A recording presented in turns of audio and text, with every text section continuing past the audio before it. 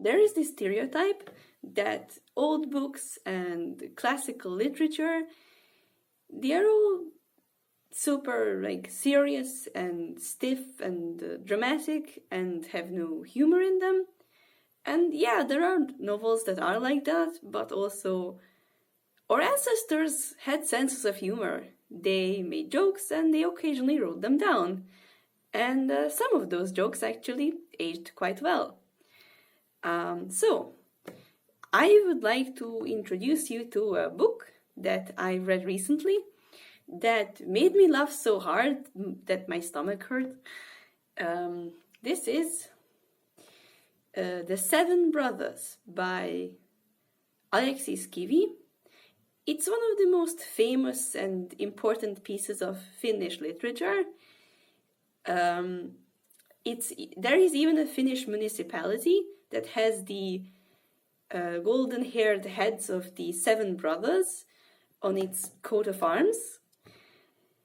And all of this despite the fact that when it was written and when it was published in 1870, the book was ripped to shreds by the Finnish writing community. The complaint was about that it made the Finnish peasantry look like ignorant barbarians. The seven brothers are a set of seven brothers. They are between 15 and 25 years old, and they have a very hard time fitting into society. They keep getting into fights, and eventually the conflict with their community escalates so much that they decide to leave society entirely and settle in the woods and hunt for living. One of the main catapulting events that led to this decision was that the state required them to learn how to read and write. But that was hard, and the teacher berated them and pulled their hair. So they broke the school window to escape the building. Now you see why the criticism. But beside all the funniness, this book is actually a genuinely very beautiful piece of literature. It has a beautiful language, at least in the Hungarian translation. I don't know what the English translation is like. I also obviously have not read the original Finnish. I'm sure it's very beautiful too.